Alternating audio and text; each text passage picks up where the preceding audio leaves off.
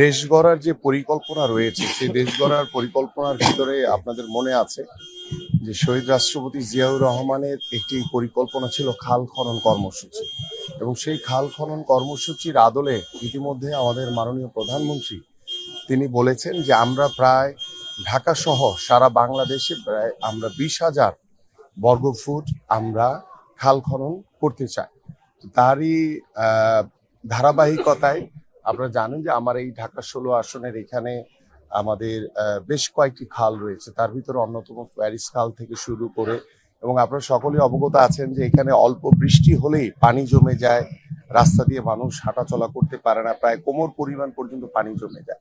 So এগুলোর স্থায়ী সমাধান হচ্ছে আমরা যদি খালগুলোকে সঠিকভাবে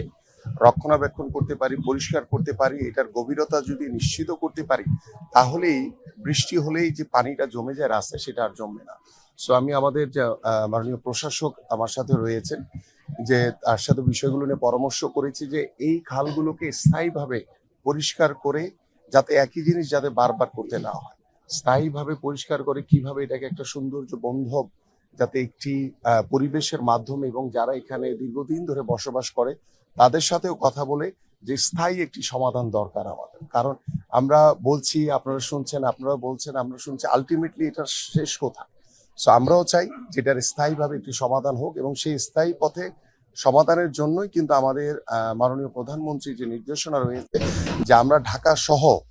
সকল বাংলাদেশের সকল খালগুলোকে আমরা সংরক্ষণ করব। আমরা যদি কোথাও দখল হয়ে থাকি সেগুলোকে আমরা দখল মুক্ত করব, এবং আমরা আশা করি তো মাত্র আমরা শুরু করেছি। সো আমি ইতিমধ্যে আমাদের প্রশাসক মহোদয়কে বলেছি যে আপনার যারা কর্মকর্তা রয়েছে তাদের সাথে বসে আমাদের ঢাকা মহানগরীর প্রত্যেকটা এলাকায় যেখানে যেখানে খাল রয়েছে এবং যেখানে যেখানে জলবদ্ধতার জন্য মানুষ অত্যন্ত কষ্টে থাকে, সেই জায়গাগুলো আমরা সবার আগে অগ্রাধিকার দিয়ে সেই খালগুলোকে পরিষ্কার করার মাধ্যমে, কোথায় কি সমস্যা রয়েছে, ড্রেনেজের সমস্যা রয়েছে, কারণ আমার এই এলাকায় ড্রেনেজের অনেক বড় সমস্যা রয়েছে, এবং সেই ড্রেনেজের মানে কোনো কিছু পানি বা কোনো কিছু যাতায়াত মানে করতে পারে না দেখে কিন্তু অল্প বৃষ্টিতেই পানি জমে যায়। সো আমরা একটি পরিকল্পনা করে স্থায়ীভাবে সমাধানের পথে আমাদের যেতে হবে। সো আমাদের প্রশাসক তিনি অত্যন্ত আন্তরিক। আমরা আশা করি যে ইনশাল্লাহ সবাই মিলে আমরা যে নতুন দেশ গড়ার পরিকল্পনা নিয়ে কাজ শুরু করেছি, আমরা একটি একটি করে ইনশাল্লাহ প্রত্যেকটি কাজের স্থায়ী একটি সমাধানে আমরা আসতে পারবো ইনশাল্লাহ।